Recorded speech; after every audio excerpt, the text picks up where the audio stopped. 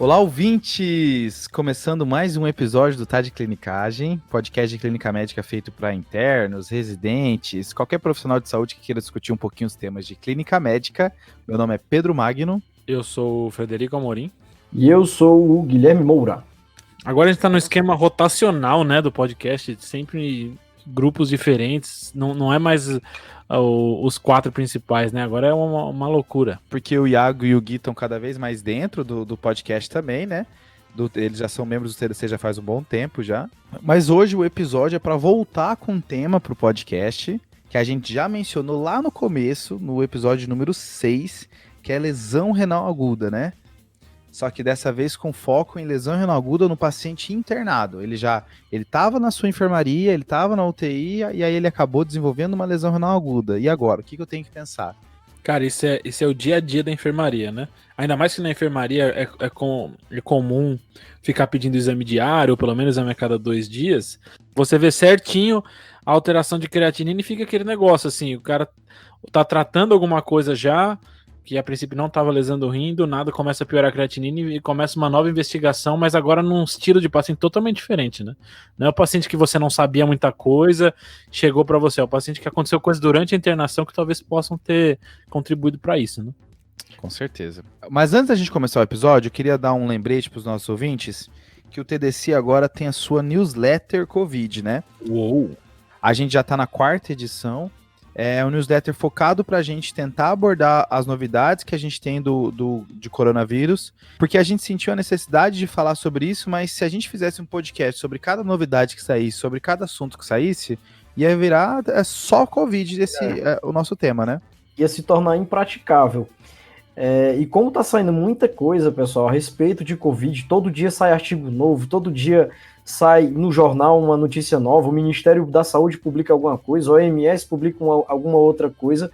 Então, como a gente está no meio dessa pandemia, são assuntos, muitas informações ao mesmo tempo, a gente procurou tentar resumir essas informações na nossa newsletter. É gratuita. E é bem fácil de se inscrever, né, Gui? Lá no nosso Instagram já tem um destaque, é só você arrastar para cima, vai conseguir já se inscrever, só colocar seu e-mail, e aí você toda semana vai receber a nossa nova edição na sua caixa de entrada. Fechou? Fechou. Top.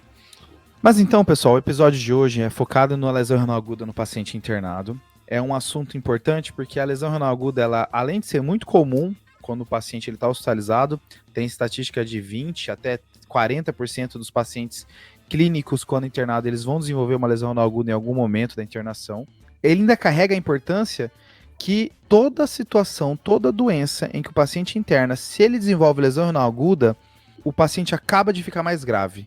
Ele acaba de aumentar a sua mortalidade consideravelmente, e aí a gente tem que ligar um alerta e tentar reverter a causa dessa lesão renal aguda, né? Nossa, Pedrão, é muito verdade aí que você está falando. Eu lembro de uma vez que eu estava com o Fred, quando a gente estava na residência, na semi-UTI, tinham 7 leitos. Dos 7 leitos, 6 pacientes estavam com lesão renal aguda. Foi aí que a gente percebeu o quanto o rim é um órgão frágil. Ele altera a sua função muito facilmente. Boa. Cara, essa era a época que o Guilherme falava que o rim era o órgão mais Nutella do corpo humano. Lembra quando essa coisa de Nutella e não sei o quê? Eu fiz essa observação, falei pro Fred e eu falei exatamente essa palavra. Cara, o rim tinha que ser que nem o fígado, que o cara passa a vida inteira bebendo e demora, às vezes, 30, 40 anos e às vezes nem apresenta perda de função, entendeu? Eu não concordo com isso que você falou, Guilherme. Já vou te chamar de Guilherme agora, né? Pra gente manter a seriedade. Nossa, que agressividade, né? Nossa. É porque o rim, ele se altera porque ele é o responsável por manter a homeostase do corpo, né? E aí é óbvio que no ambiente de UTI, no ambiente de SEMI, o paciente ele vai estar ferindo a sua homeostase. E o rim está tentando compensar isso, né? Mas tudo bem, né? Se quer chamar de Nutella, doa seus rins aí pra alguém e fica tranquilo aí, né? Não, Pedrão, isso como eu te falei, foi uma percepção minha, entendeu?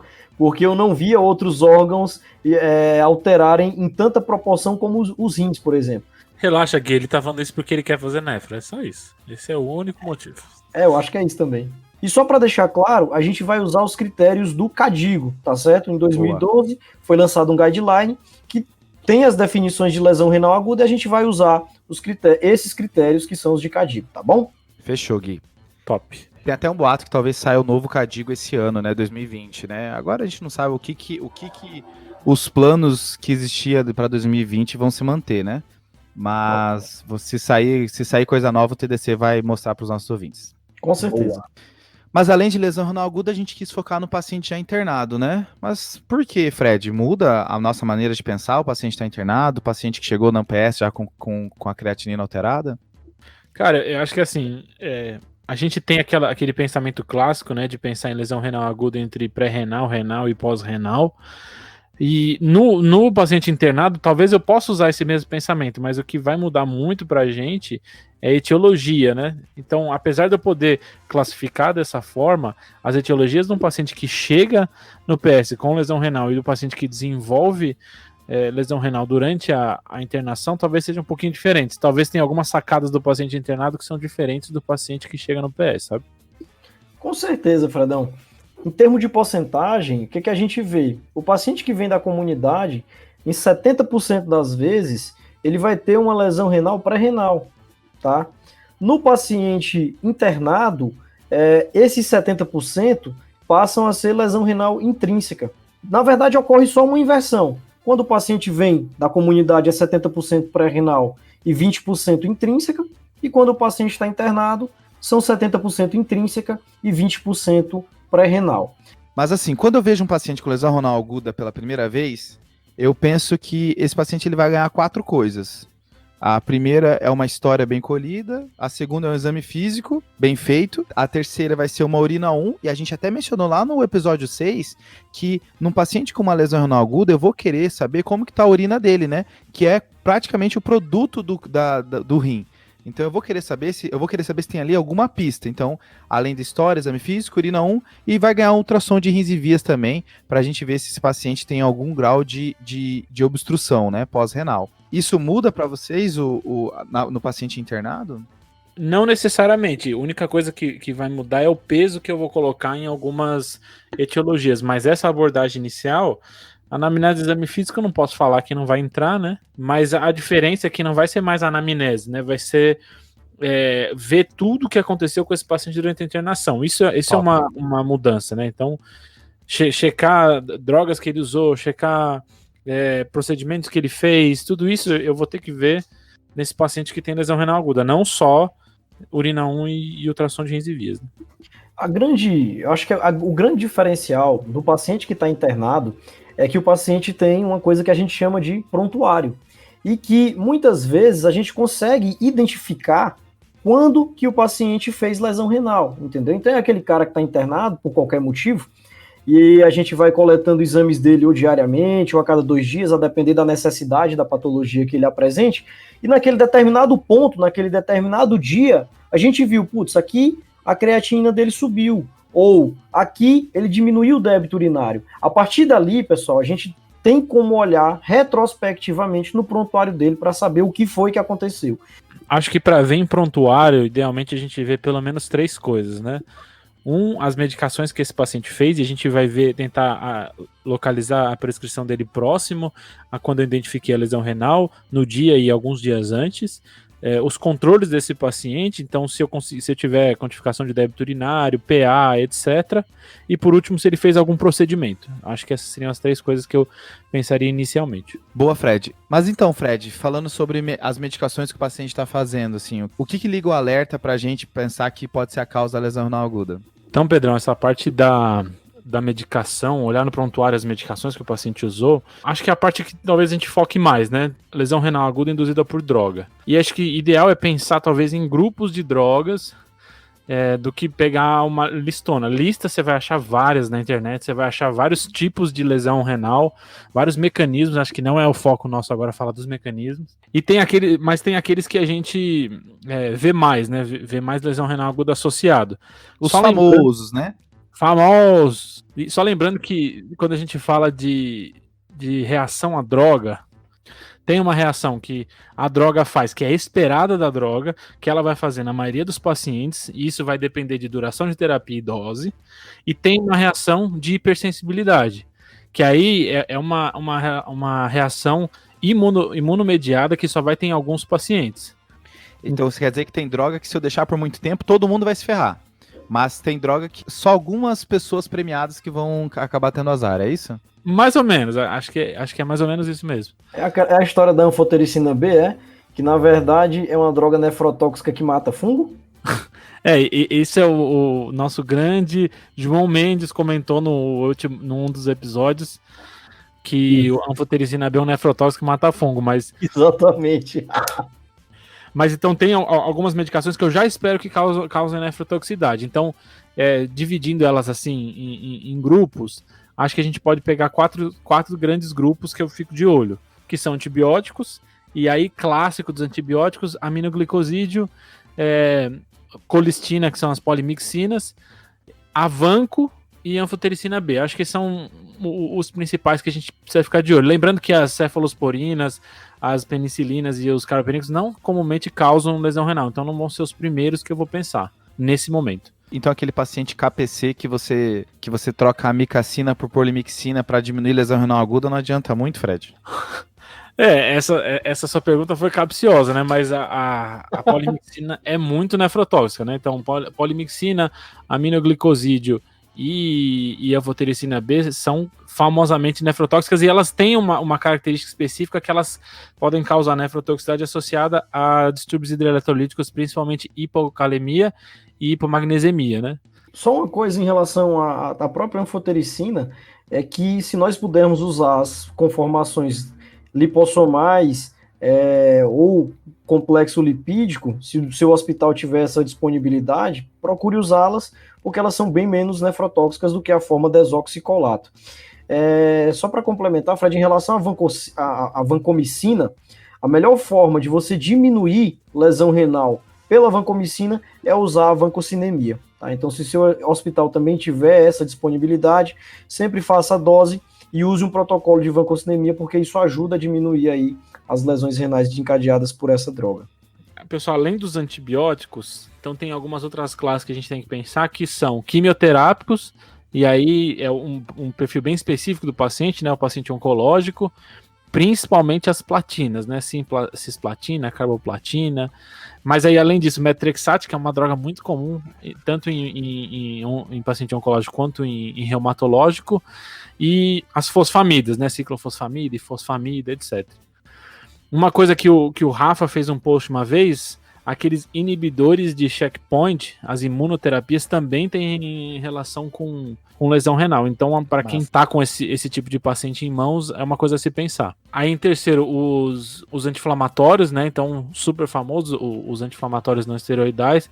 Esse é mais difícil, né? Você vê um paciente de enfermaria com isso, mas talvez você veja num paciente pós-operatório, para controle de dor, ou um paciente reumatológico que usa isso crônico. Esses são os pacientes que talvez você veja mais. Se tem uma coisa que causa estranheza no clínico é ver um anti-inflamatório prescrito em um paciente internado, né? Exatamente. Acho que a vez que fica mais natural para usar anti-inflamatório no paciente internado é aquele paciente já palhado, que às vezes você quer controlar a febre dele, que dipirona e paracetamol não tá adiantando, aí você prescreve um anti-inflamatório para ele para tentar fazer com que ele não sinta a febre, né? Só que aí nesse paciente você não vai dosar creatinina para ver se o anti-inflamatório tá causando problema ou não, né? Que provavelmente estará, né? Talvez alguns outros casos é aqueles pacientes que têm umas causas inflamatórias estranhas que a gente não tá acostumado a ver tanto, que tratam com anti-inflamatório, né? Tipo pericardite, aí talvez apareça aí um wine, mas realmente é bem raro. Aí os imunossupressores, né? Então os inibidores de calcineurina são bem comuns de causar. Então, lembrando, tacrolimbo, ciclosporina. Boa. E aí, assim, se você pensar nessas 4 classes, eu acho que já dá uma boa gama de medicações para você pensar. Então, se você estiver pensando pegar essas 4 classes de medicações, então, antimicrobianos, quimioterápicos, anti-inflamatórios não esteroidais e imunossupressores, se você vê que ele não tá com essas 4, aí talvez pensar em pegar uma tabela de drogas que causam lesão renal aguda, do que em ficar decorando, etc. Então acho que aí você começa a procurar em tabela. Boa. Agora, de um outro lado, tem uma outra entidade da lesão renal aguda no paciente internado que tem a ver com a droga, mas não é esse efeito direto da droga que nem a gente estava comentando.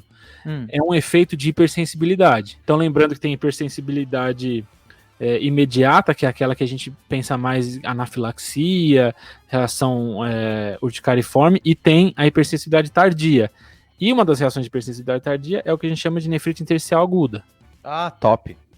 Aí nesse caso, a nefrite intersticial aguda, vou ter outras medicações que podem estar associadas. Essas medicações comumente não causam lesão renal, mas podem, por esse mecanismo, causar em alguns pacientes. Então essa diferenciação é importante. Aí, né, com a suspeita de uma nefrite intersticial aguda, eu penso em outro grupo de medicações. É o grupo de medicações que já foi descrito como causadores de nefrite intersticial aguda. Tipo quais, Fred? Então, Pedrão, as medicações que associadas mais à NIA, a gente vai ter de novo o anti-inflamatório não esteroidal, né?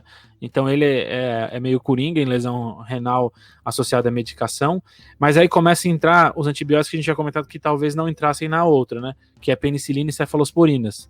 Elas estão mais associadas à lesão renal por NIA e não por uma lesão renal por dose ou excesso de medicação. Junto com as penicilinas, cefalosporinas, cipro e outras quinolonas e as sulfas. Então, num eu tenho aminoglicosídeo, polimixina e anfotericina B. No outro eu tenho penicilinas, quinolonas e sulfas. E aí, além dessas, diuréticos estão associados, alopurinol está associado, e a bizarrice de todas é o omeprazol, né? Então, tem essa relação de inibidor de bomba fazer NIA, né? O que eu tenho decorado é o paciente que tomou anti-inflamatório, sentiu dor no estômago e aí foi tratar o H. pylori, né? Aí você pega o anti-inflamatório, o omeprazol e a amoxicilina, que é o beta-lactamo que você mencionou. Esses três eu tenho decorado que faz NIA e eu não sabia do alopurinol e do diurético. Então, Fredão, uma coisa legal da NIA é que o jeitão do paciente é aquele paciente que tem um quadro alérgico que pega o rim. Então, geralmente, esse paciente vai ter um rash, entendeu? E no exame de urina, na urina tipo 1, o que a gente vai ter? Presença de qual a célula que a gente lembra quando a gente lembra de quadros alérgicos de hipersensibilidade? É eosinófilo. A gente vai ter presença de eosinófilos no sumário de urina ou urina tipo 1. Aí a funça é pedir eosinofilúria, né? Eosinófilos na urina. Aí é uma funçazinha, né? Qual é a chance de conseguir pedir eosinófilo na urina? Gui, é legal isso porque tem de manifestação, além da lesão renal, tem essas manifestações paralelas para eu fazer a suspeita, que nem você falou, rash, eosinofilúria ou eosinofilia, né? Tem as duas registradas, e febre às vezes. Exato. Só que a sacada é que tem muitos pacientes que não fazem nenhum desses três, né? Então, tem até estudo com biópsia, que eu fazia biópsia e via qual desses pacientes que tem NIA confirmada tinham eosinofilúria. E grande parte desses pacientes não tinha eosinofilúria. Então, tem local que fala 15% de ter, 20%. Então, é uma coisa que se tiver positivo, ajuda muito o meu diagnóstico, mas se não tiver, eu não vou conseguir excluir. Sim, sim. Então, Boa. assim, paciente que usou uma medicação que comumente causa NIA, começou a ter uma lesão renal, mesmo que ele não tenha esses outros sintomas, eu posso pensar em NIA. Acho que é importante mencionar que os inibidores de checkpoint também entram aqui, né? Eles também podem fazer nefrite intersticial aguda. Eles fazem pneumonite, colite, hepatite e também pode fazer nefrite, né? Pedrão, e tem uma bem importante também, que a gente usa muito no Brasil, que é a rifampicina, que a gente mais usa no tratamento da tuberculose. Então, esses pacientes, um dos efeitos colaterais da rifampicina, que são clássicos, é fazer nefrite intersticial aguda. Top, Gui, top. Além de deixar a urina laranja, né? O cara só lembra disso, né? Urina laranja. Só lembrando que identifiquei uma suspeita de NIA, a principal medida que eu tenho que fazer é suspender a droga, né? Então, tentar identificar dessas drogas e suspender. Vai valer também para os nefrotóxicos, não de hipersensibilidade, todas essas medicações, na verdade, que causam lesão renal, eu vou tentar suspender se eu perceber que ela está causando alguma lesão renal. Sim, Pedrão, e aí? No paciente internado, a gente falou de várias medicações que podem causar lesão renal, algumas até falsear. E o que você me fala em relação aos contrastes? O paciente que precisa fazer, por exemplo, um cateterismo, ou o paciente que precisa fazer uma tomografia, como é que funciona isso? Esse é um assunto legal de estudar e falar sobre, porque sempre acho que todo local vai ter aquele medo de fazer um procedimento porque o paciente está com uma creatina alterada, ou o paciente já fez e aí a creatina alterou depois, e aí tem a tal da lesão renal aguda induzida por contraste, né? Acho que primeiro eu queria falar sobre que tá tendo uma mudança do nome, né? Tem um artigo do New England de 2006 que ele falava que era uma lesão renal aguda induzida por contraste, e um artigo que saiu no passado, 2019, ele fala que é uma lesão renal aguda associada ao contraste. É quase tipo assim, ó, que filho feio não tem pai, sabe? Tipo assim, olha, antes ele era induzido, a culpa era do contraste. Agora sim, olha, o contraste estava ali, estava associado. Se é por causa do contraste mesmo, eu não tenho certeza. Porque a ideia é que o contraste ele pode ser só um dos fatores agressores no paciente internado, né? Ele tem um monte de coisa que faz a lesão renal aguda, o Fred ficou falando durante 10 minutos aqui sobre essas coisas, e aí o paciente faz uma tomo, mas não, a culpa é do contraste, não é nada, não tem nada a ver. Não importa se o paciente acabou de fazer uma nefrectomia, a culpa é do contraste. É interessante isso que você falou, porque é difícil, tanto para as medicações que eu comentei, quanto agora você está falando para o contraste, fazer a associação de causalidade, né? Essa é a dificuldade. A lesão renal aguda, como é que eu digo com certeza que foi desse evento? Ainda mais um paciente internado policoisas, né? Verdade. Fredão, uma coisa interessante também é que com o passar dos anos e a melhora da tecnologia dos contrastes, a gente tem tido menos, né? Lesão renal induzida por contraste. Os contrastes atualmente são contrastes isosmolares ou hiperosmolares que induzem muito menos a lesão renal. Acho que isso que você falou é importante, né, Gui? Porque os estudos onde tem mais robustos os fatores de risco e os piores desfechos eram contrastes hiperosmolar, né? Mas agora a gente está fazendo muito menos esses contrastes, não faz, agora são contrastes muito mais inócuos, né? Mas na época que a gente falava sobre lesão renal aguda induzida por contraste, os principais fatores de riscos que ocasionavam isso era o paciente que já tinha uma taxa de filtração glomerular ruim, então o paciente que já era doente renal crônico, os pacientes que usavam contraste 2 vezes em menos de 72 horas, então esses pacientes, quando usavam, eles tinham mais lesão renal aguda, e quando você usava muito volume, acima de 350 ml. E as situações em que você usa bastante volume são nos contrastes arteriais, né? Por exemplo, quando você faz isso que você mencionou, Gui, que é o cateterismo, né? O paciente vai fazer um cateterismo, ele acaba utilizando mais volume do que quando vai fazer só uma tomo com contraste, tá? Então, os estudos que mostravam uma lesão renal aguda induzida por contraste eram geralmente estudos onde o paciente fazia uma arteriografia. Fechou? Fechou, Pedrão. E uma coisa interessante também em relação a isso é que quando você faz o contraste arterial, meio que o contraste vai direto para o rim, sem passar por nenhuma outra parte, digamos assim, do corpo, entendeu? E quando você faz o contraste venoso, o contraste é meio que diluído. Então, quando ele passa no rim, ele já está com uma concentração bem menor. Isso também é um fator que pode interferir. Boa. Mas um ponto dessa lesão renal aguda induzida por contraste que eu queria mencionar é que você não acha estudo, é muito difícil achar estudo, em que você mude desfecho do paciente, incluindo diálise. Então, pode ser que esse paciente até aumente a creatinina, mas dificilmente ele vai evoluir para diálise. Tem até um dos estudos que mostrou a evolução da diálise nos pacientes que usaram contraste, mas não teve elevação da creatinina. E aí, uma das teorias que se criou é que, na real, o que deve ter levado esse paciente para contraste foi um estado de hipervolemia, ocasionado pelo volume feito naquele preparo pré-contraste, tá ligado? Sei. O paciente, antes de fazer o contraste, ele faz uma porrada de volume, aí você encharca o paciente, ele acaba indo para diálise e você culpa o contraste, sendo que, na real, você fez uma carga de volume muito grande para esse paciente. E mesmo quando a gente fala sobre lesão renal aguda, a gente fala de pacientes que vão para procedimento. E uma teoria que se levanta sobre isso é que, na real, a culpa não é do contraste, a culpa é do procedimento. Por exemplo, tem um estudo observacional que ele mostrou que os pacientes que fizeram cateterismo por via radial tiveram menos lesão renal aguda do que os pacientes que fizeram cateterismo por via femoral, sendo que o contraste que a gente utiliza vai ser o mesmo, né? Mas então tem 2 hipóteses para isso. Uma é que o femoral pode fazer um pouco mais de sangramento, então a culpa da lesão renal aguda talvez seja hipovolemia. E segundo, é uma causa de lesão renal aguda associado a procedimento de cateterismo, que é o ateroembolismo. Já viram falar dessa? Sim. Dá aquela mexidinha, Cutuca ali, né? E acaba soltando, né? Ele faz a síndrome do dedo azul, né? Top. Aí é um cara top, hein? Nos estudos de corte de lesão renal aguda, é como 1% das causas, o ateroembolismo, só que em pacientes que fizeram cateterismo e vão para autópsia, eles encontraram aterombolismo em até 70% desses pacientes. É de 10% a 70%, né? Bem amplo. Mas muito mais comum, né? O foda é o viés de seleção de quem vai para autópsia ou não, mas mesmo assim é um dado top. Exato. Então a dúvida é assim, se essas lesões renais agudas associadas a contraste, não são muito delas aterombolismo, né? Que a gente acaba atribuindo ao contraste, o quadro é de suporte, o paciente ele pode passar e não necessitar de diálise, e também pode não ter nenhuma outra manifestação, né? As outras manifestações de aterombolismo, que é como eu falei, essas manifestações do dedo azul, pode fazer livedo reticular, pode fazer sintoma gastrointestinal, até sangramento, mas isso nada é obrigatório, isso tudo é na minoria dos pacientes. Então você acaba podendo ter só lesão renal aguda e acabar culpando o contraste por isso, sendo que o contraste não tem nada a ver, né?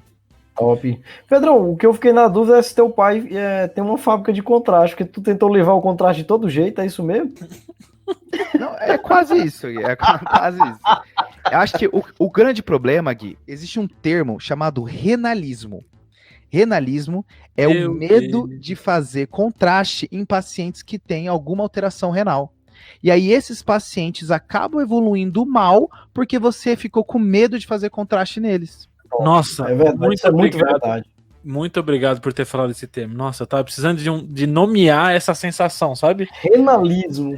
Não, e fora que assim, o paciente que já tem uma alteração crônica da creatinina, por exemplo, doente renal crônico, a maior causa de óbito desses pacientes, né, a morbidade deles é cardiovascular.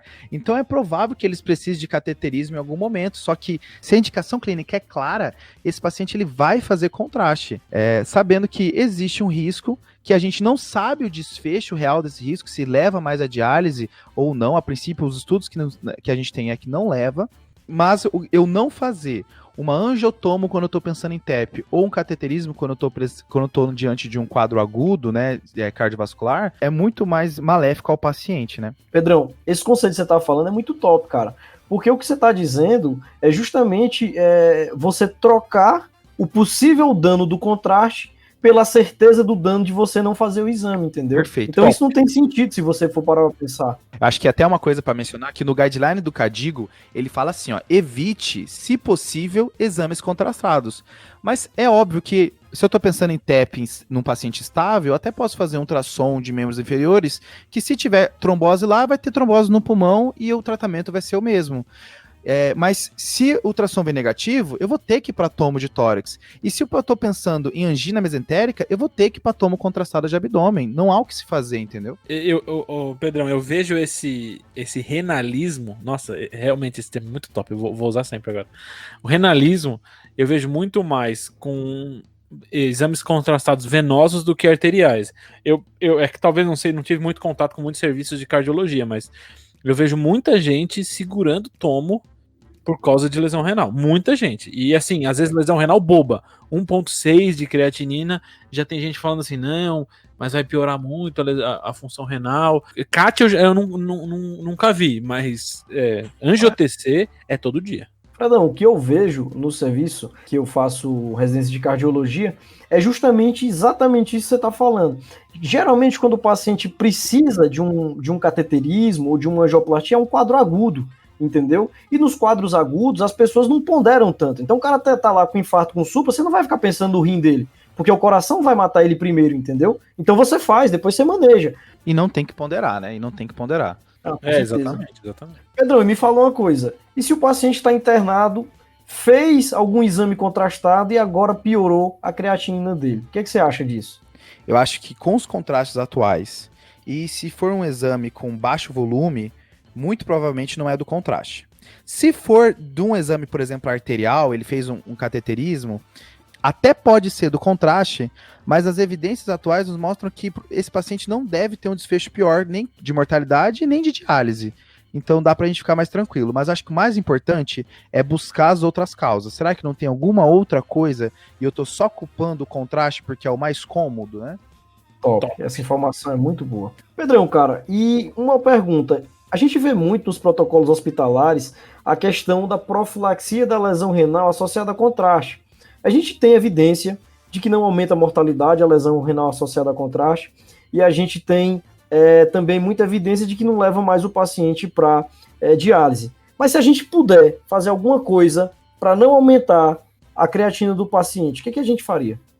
Tem um estudo de 2018, Gui, que é chamado Preserve, que ele tentou estudar isso, né? Principalmente estudar o efeito do bicarbonato de sódio e o efeito da acetilcisteína no como profilaxia para contraste, né?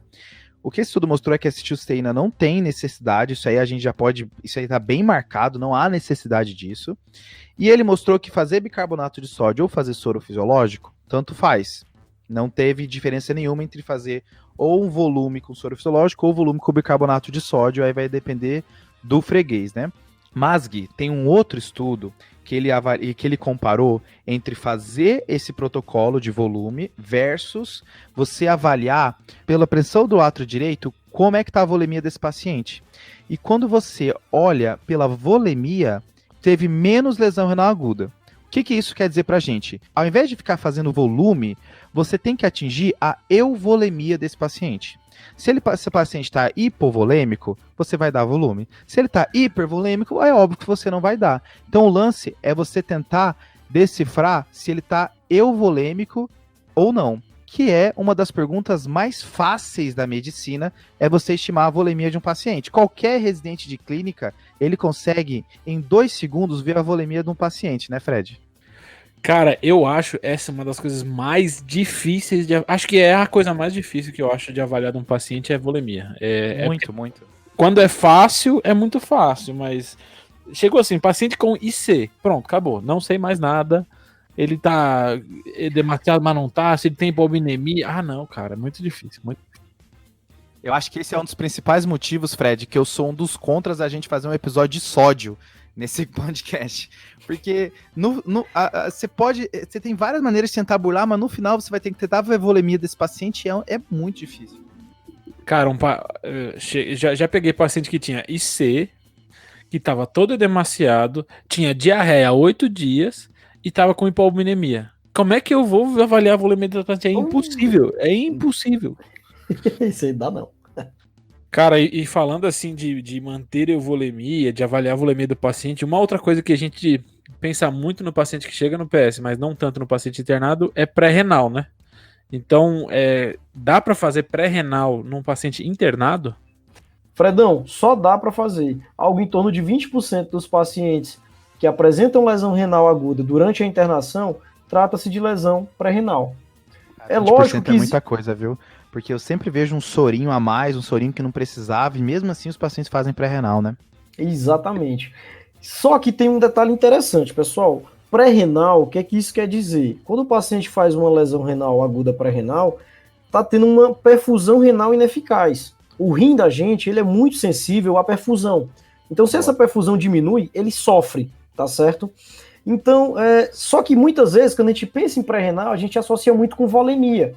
E realmente, em grande parte das vezes, o paciente vai estar hipovolêmico. Então, é aquele paciente que está internado e, por exemplo, está com diarreia, é o paciente que está internado por algum motivo, está sangrando, tá certo? É o paciente que está internado, está com dreno, e aquele dreno tem um alto débito, e isso leva o paciente a hipovolemia. Só que muitas vezes, pessoal, a gente tem também o paciente que está com a volemia normal, ou pode estar até hipervolêmico, tá certo? O paciente clássico é o que chega com insuficiência cardíaca em perfil B.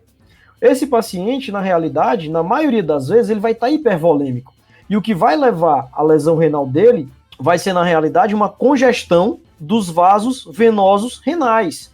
A gente sabe que a perfusão renal, ela se dá por uma diferença de pressão entre os vasos arteriais e os vasos venosos. Se eu tenho uma alta pressão nos vasos venosos, essa diferença vai ser pequena, então meu rim vai ser pouco perfundido.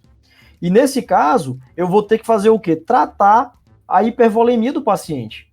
Uma outra situação bem interessante, que é bem prevalente, a gente vê muito, é o paciente que tem hepatopatia. Geralmente é um paciente euvolêmico ou até hipervolêmico, só que ele tem ali um desbalanço dos fatores vasodilatadores por conta da hepatopatia dele, e ele vai perfundir mal o rim, que é o que a gente chama de síndrome hepatorrenal, tá certo? Então, quando a gente pensa no paciente pré-renal, uma perfusão ineficaz, nunca esquecer dos pacientes que podem também estar euvolêmicos ou até mesmo hipervolêmicos, tá bom? Acho que isso é importante mencionar, Gui, porque não necessariamente, só porque a pressão arterial do paciente está normal, quer dizer que o paciente não pode ter o rim mal perfundido, né? Exatamente, Assim como exatamente. edema, né? Edema é a mesma coisa, né? Não necessariamente o paciente tá com edema, quer dizer que ele tá euvolêmico ou hipervolêmico. Exatamente. E um outro paciente também, que muitas vezes está hipervolêmico e euvolêmico, é o paciente que tem insuficiência cardíaca em perfil C.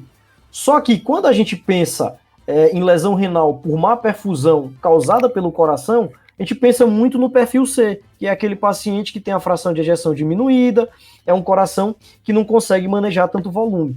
Só que na maioria das vezes, o paciente na realidade vai estar congesto. Uma das coisas que você comentou importantes é da parte da diarreia, né? Então, assim, isso são coisas que a gente consegue identificar na história, na evolução, nos controles do paciente prévios, se esse paciente está tendo alguma perda de líquido, né? Acho que diarreia é um clássico desses. Então, aquele paciente que começa a lesão renal aguda, você vai ver as evoluções, ele tem 5, 6 dias de diarreia. Ou aquele paciente, e aí o Rafa vai vibrar nisso, aquele paciente mais idoso que está fazendo delírio. E aí ele tem dificuldade de ingesta hídrica, aí às vezes não consegue ter o aporte necessário e também pode ficar hipovolêmico. Nessa pré-renal que está se perdurando, uma coisa que pode acontecer é NTA, né? Por exemplo, assim, o paciente ele fica mal distribuído, ele fica mal perfundido, mas acaba que começa como uma pré-renal, mas depois vira uma NTA bem estabelecida, né? Exatamente, Pedro.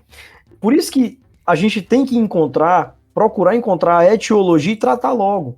Porque muitas vezes esse paciente vai fazer uma NTA, uma necrose tubular aguda.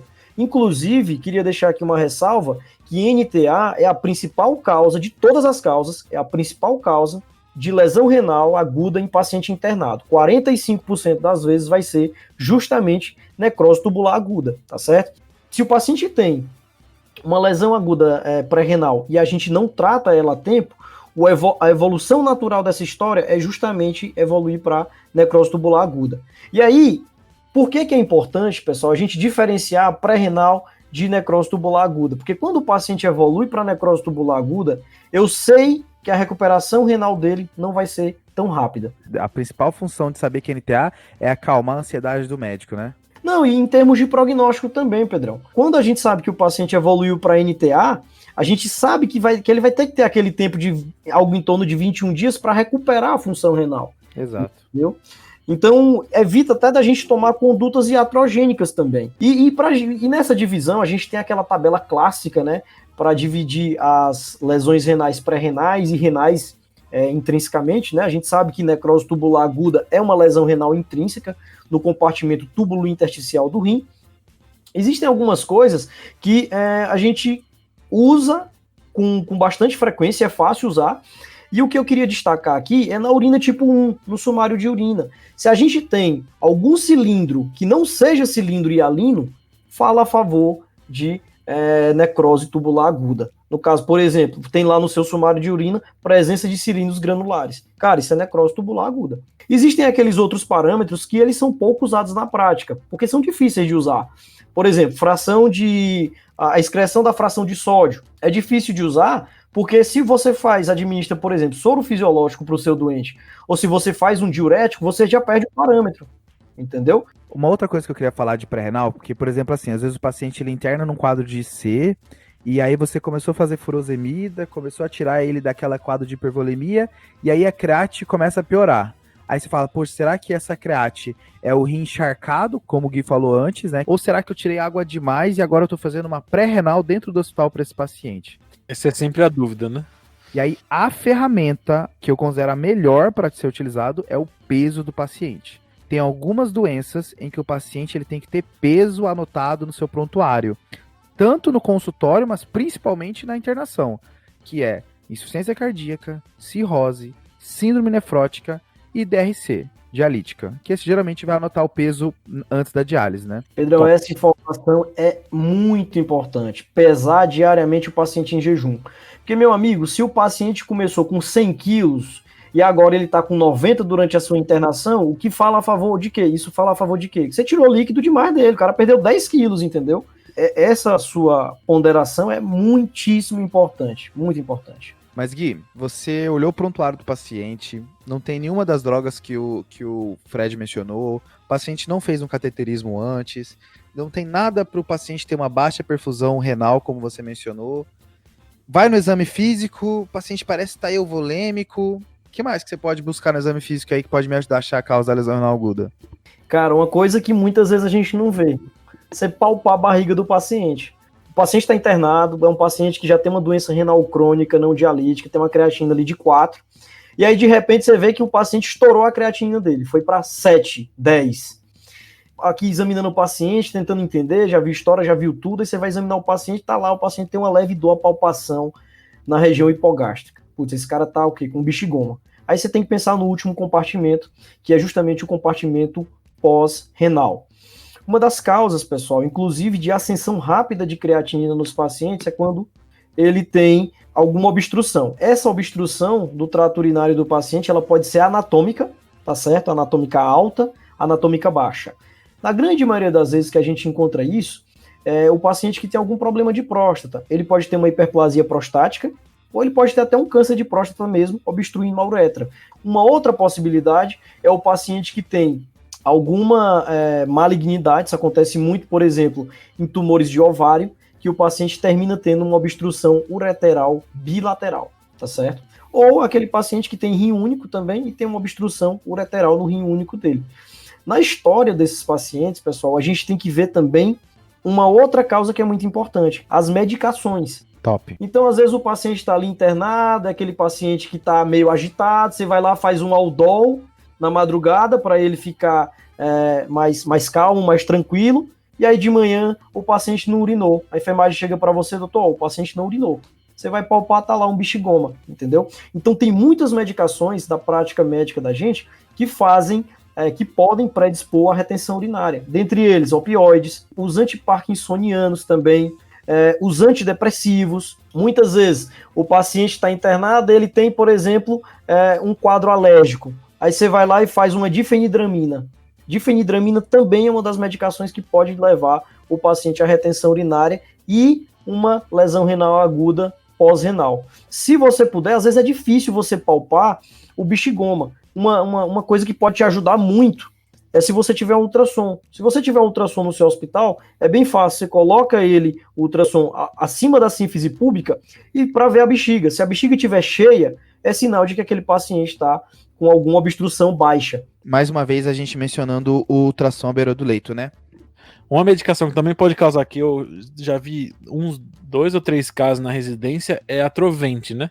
Nossa! Os anticolinérgicos em si, né, podem causar, e a Atrovent em doses altas, então às vezes a gente vê aquele broncoespasmo hiper grave, o paciente DPOC, usando a Atrovent de 2 em 2 horas, de 4 em 4 horas, isso pode acontecer com o uso do Atrovent. E eu acho legal também que esse é um tipo de condição que a gente depende muito da equipe de enfermagem, né, porque às vezes não tem diurese medida e a gente não consegue ter esse dado de será que o paciente urinou ou não, e aí normalmente a equipe de enfermagem é que fica mais atenta nisso e consegue dizer assim, não, ó, esse paciente passou esse dia inteiro sem urinar, normalmente avisado por eles, né, acho que isso é uma coisa importante para falar. Exatamente. Verdade. Exatamente. Acho que é importante mencionar também, Fred, que o paciente pode urinar por transbordamento, né, ele pode ter algum tipo de diurese ainda e ter uma pós-renal, né. Isso é muito top, Pedrão, essa informação. Porque o que acontece, só para explicar, esse mecanismo de transbordamento, o que é? O paciente encheu tanto a bexiga, tá tão cheia a bexiga dele, que começa a sair urina involuntariamente. Aí você pensa, nossa, mas esse paciente não pode estar com uma lesão renal pós-renal, porque tá saindo urina aqui, o paciente tá urinando. Mas, na verdade, muito pelo contrário. E aí, assim, se você não palpou bexigoma, você pode tentar o ultrassom de rins e vias para ajudar, mas se demorar e você tiver com uma suspeita grande, dá para só sondar o paciente, faz uma sondagem de alívio e ver se sai alguma coisa. Boa. Então, para fechar, como é que seria o passo a passo de avaliação de lesão renal aguda num paciente internado? Então, percebi que a creatinina está alterada, vou checar primeiro a evolução do paciente. Então, checo drogas que ele usou e pensando drogas nefrotóxicas, drogas que podem causar anemia, e agora que a gente comentou, drogas que podem causar retenção urinária. Checo os controles para ver se ele teve débito urinário ou não, e posso checar outras informações como teve diarreia, está em delírio, etc. Se ele fez hipotensão, né, mesmo que pré-renal pode fazer em paciente normotenso, mas é uma pista, né? Boa. E por último, se ele fez algum procedimento, né? Fez cateterismo recente, contraste ou não, tem essa discussão. Vi tudo isso, vou avaliar o paciente, converso com o paciente e na hora de examinar, presta atenção se tem bexigoma ou não e até aquelas outras alterações que a gente comentou, né? Pode ter rash na NIA, pode ter o dedo azul em atrembolismo, esses pequenos que não são muito comuns, mas que se eu achar talvez me ajude mais. Vi tudo isso, posso considerar sondar o paciente ou não, pedir ultrassom de rins e vias e pedir urinão. Top, Fred. O ultrassom vai me ajudar a ver o bexigoma que eu não consegui palpar. E a urina 1 pode vir, por exemplo, uma piúria estéreo, né? Que é uma das alterações da NIA, né? Que é leucocitúria com urocultura negativa, né? E lembrando que também a gente não comentou quase nesse episódio sobre doenças glomerulares, porque elas não ficam tão importantes no paciente internado que desenvolve uma lesão renal aguda, elas estão mais importantes na avaliação do paciente que chega no pronto-socorro, né? Elas são raras em geral, mas talvez nesse contexto sejam mais raras. Mas de repente pode brilhar ali, né? Um desmorfismo eritrocitário, uma proteinúria, né, Fred? Com certeza. Fechamos, pessoal? Fechamos. Eu queria agora, na hora dos salves, eu queria mandar um salve pro Lucas Gracioli. Ele foi um ouvinte nosso que pediu pra gente falar um pouquinho de lesão renal aguda. Esse não vai ser o último episódio, muito pelo contrário, a gente já tem alguns episódios de lesão renal aguda planejados aí, daqui a pouco a gente volta com esse tema. Abraço, Lucas. Ele pediu exatamente isso, né? Lesão renal aguda no paciente internado, não foi? Exatamente, Fred, ele falou exatamente isso. Queria mandar um salve aqui para os meus amigos da UEMA, da Universidade Estadual do Maranhão. Fui lá em São Luís num casamento e lá descobri que o TDC tem alguns ouvintes também. Fiquei muito feliz. Show. Mas aí, Pedrão, e o desafio da semana passada, como é que ficou? Acho que era uma infecção que causa aumento de ferritina, era isso? É isso, né, Fred? A pergunta era qual infecção pode fazer uma pancitopenia e tem marcado uma ferritina aumentada, né? É uma pista, é uma coisa que pode ajudar você a pensar nela. Um ouvinte nosso, o Easterlânio Caio, lá de Caicó, no Rio Grande do Norte, ele acertou histoplasmose, né? Histoplasmose é uma das causas de você fazer pancitopenia e pode ter uma ferritina aumentada, geralmente no paciente que tem alguma imunodeficiência, né? O Easterlânio, ele não só deu a resposta, como ele chamou a gente para outro desafio, que era falar o nome dele.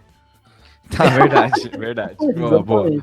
Mas acho que a gente conseguiu, depois ele dá um feedback pra gente no direct. Fechou. Valeu, Easterlânio! E Pedrão, tem desafio pra próxima, não? Como é que é? Cara, eu vou mandar outra, que eu gosto muito dessa, cara. Qual é a causa de lesão renal aguda pós-renal que o ultrassom e a tomo podem vir normais? Sem hidronefrose, Nossa. É aquela coisa de Aí ultrassom não exclui todas as causas de pós-renal, né? Exato. Uma das causas é o paciente que tem hipovolemia, então já não conta essa. Porra. O paciente ele tem hipovolemia, pode fazer uma pós-renal e aí não tem água para fazer hidronefrose, né? Mas essa não conta, eu quero outra. Fechou? Top. Esse é um desafio top. Ô Fred, pede pro pessoal seguir a gente no Instagram aí. Segue aí. Calma aí. Então, pessoal, só lembra de seguir a gente no seu agregador de podcast, Spotify, Apple, etc. E seguir a gente lá no Instagram, no @tadeclinicagem. Pessoal, e a gente tá muito feliz também, porque no Instagram a gente chegou a 40 mil seguidores. Top. No começo a gente pensou que não fosse ter nem 1.000. Pra vocês verem como às vezes a gente se surpreende. E aí lá, pessoal, vocês conseguem comunicar com a gente, falar o que vocês acharam do episódio, qual caso de lesão renal aguda no paciente internado vocês já viram que é legal de compartilhar. Manda pra gente ali a sua mensagem. Valeu! Fechou, pessoal? Fechou. Falou. Esse podcast tem como objetivo educação médica. Não utilize como recomendação. Para isso, procure o seu médico.